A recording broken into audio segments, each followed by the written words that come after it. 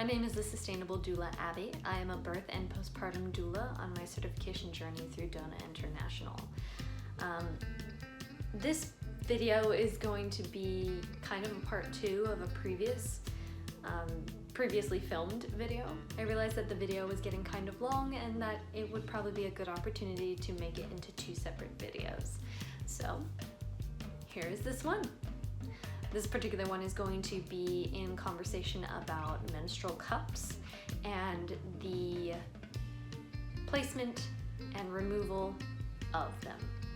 Some people are intimidated by menstrual cups. They are afraid that they'll get stuck. They are afraid that they can't insert them.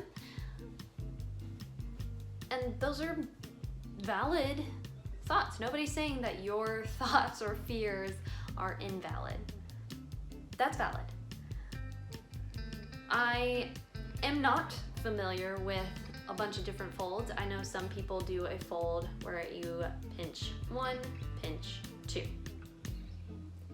And it kind of is like a C, a very tight C. I'm not a fan of that, but you might be. I prefer a pinch down method. So it kind of looks like this, and then pinch as tight as possible. So you have this kind of shape. So pinch down, pinch in.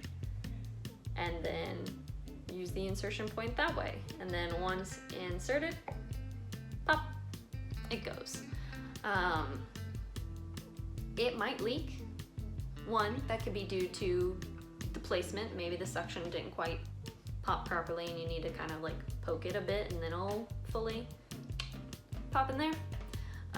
For starters, that's why I use the cloth pads.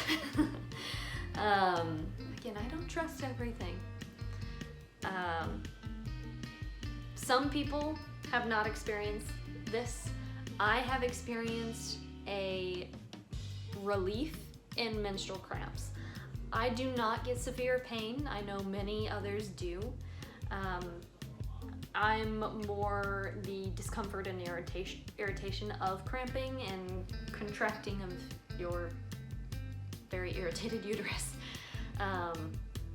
So that light pressure or that light suction kind of helps push it back into place, and it helps me / my cramps feel different almost immediately and quite a bit better. Does it solve everything? Of course not. Nothing solves everything, but I find it quite helpful. Another thing is that people are afraid that it won't come back out. Mine again is missing because my cat ate it. Well, I don't think she ate it, but she chewed it off. But there is typically a tail. Some versions, the Diva Cup doesn't have a extended length, but there are some brands, I believe Salt, some brands that have a longer tail, so you can cut it to the length that you desire. Not everybody is the same size. Not everybody is the same length.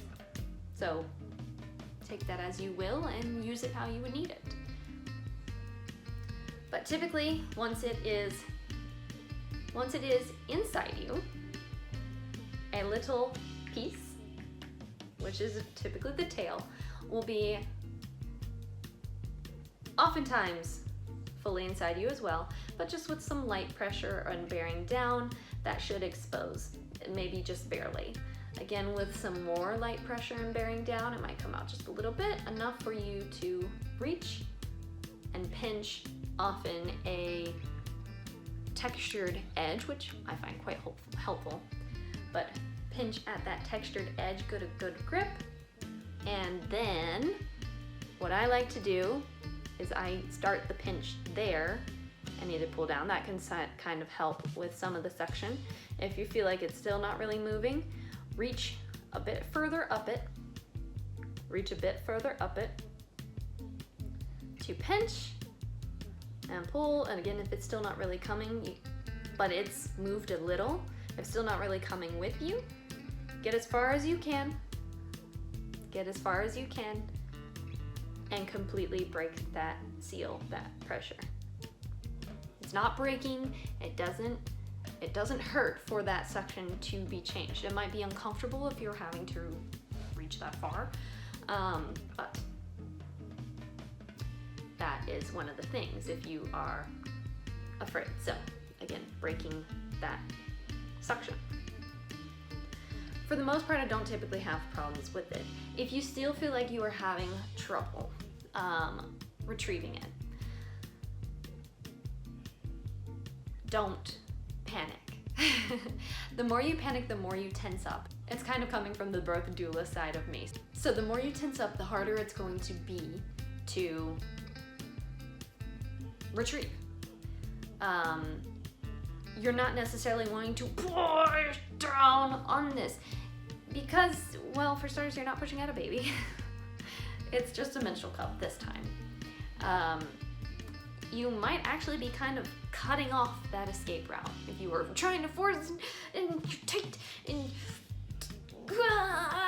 you're stressed. So, okay. All right, we got this. We can do this. You're coming out because it's important. And you can use that breath. This is something you can actually practice while you're pooping. But use that breath, so breathing down your body. This technique can also be used if you are giving birth. But breathing down your body, so instead of go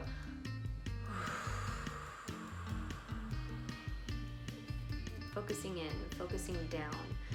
Move your breath down your body. And hopefully, slowly, little by little, it will take time, be patient. Slowly, little by little, it'll kind of move. Do some light, gentle pressure. Not squeezing, not tightening. Do some light, gentle pressure along with your breath. And this slowly will come down so that you can retrieve it. I have not had the experience where I have needed personal assistance. I have had the experience where I have thought that it was stuck and I've been in the bathroom for a very long time. So relax, breathe, reach as far as is needed.